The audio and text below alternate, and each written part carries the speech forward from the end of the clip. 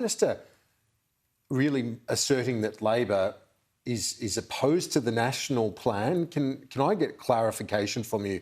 Do you think the plan as put forward by the National Cabinet is well placed upon the Doherty research? Yeah, this was weird. This was the Prime Minister just desperately trying to get into a fight with someone.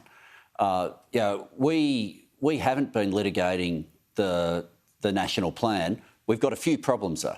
One problem is every few weeks, Mr Morrison has a new plan. Now, if you're trying to build confidence and you're trying to let the Australian people have some hope for what's coming, you can't keep changing the plan every couple of weeks. Remember, it's not that long ago we were talking about the Horizons document. Well, that's gone now. And horizons by definition were things that you were never going to reach. There was a plan before that. There was a 4-stage plan that was followed by another 4-stage plan. There was an app that we were told was like sunscreen. There's a new idea all the time that then dominates the media. Australians want to know what's going on. Australians want to know what the pathway forward is. Australians want to know, how do we get out of the lockdown? Well, he's saying the 70-80% vaccination thresholds, we've got to get there to get to the next step of, or the next phase of the roadmap out. That's the way that the National Cabinet described it. It's the way the Prime Minister again asserts today, that we need to get to those 70-80% thresholds. Does Labor agree with that? Well, there's two different things. One, the Doherty modelling itself makes reference to presumptions of there being lower case numbers in the country. So we're trying to get to the bottom of that. Today in Question Time, we asked the Prime Minister about exactly that, and he says he got new advice over the weekend. And then he holds up a document in Question Time and reads from the advice. We ask him to make it public. He refuses, and the next minute he's saying, oh, it was just oral advice we were given over the weekend. What on earth was the document he was reading? I mean, the story hasn't just been changing every couple of weeks. In Question Time today, it changed in the space of 10 minutes. So do you feel that the PM's trying to box Labor into a position of being the lockdown merchants, essentially? Oh, he's desperate for that fight.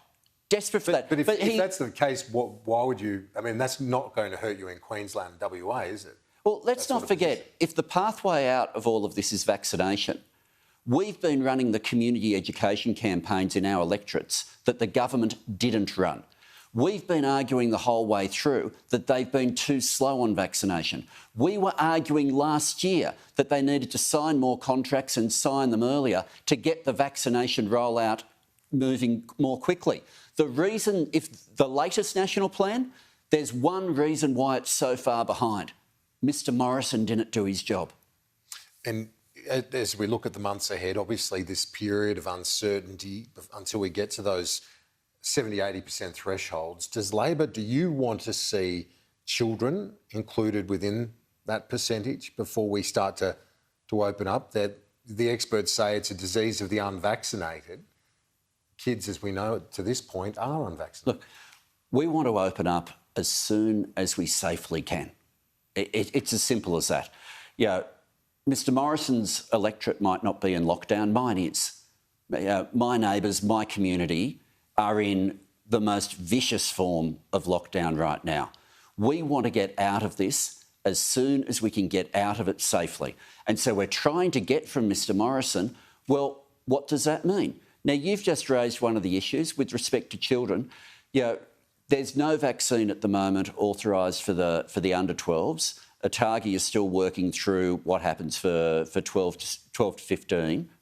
But what does that mean in terms of, are they counted within the 70 to 80%? There's a logic here that he apparently has advice.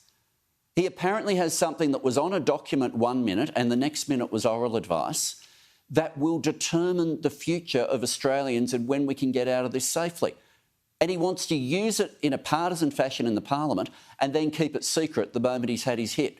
I just thought today we saw the worst of Mr Morrison's character. Tony Burke, I appreciate your time. Great to be back.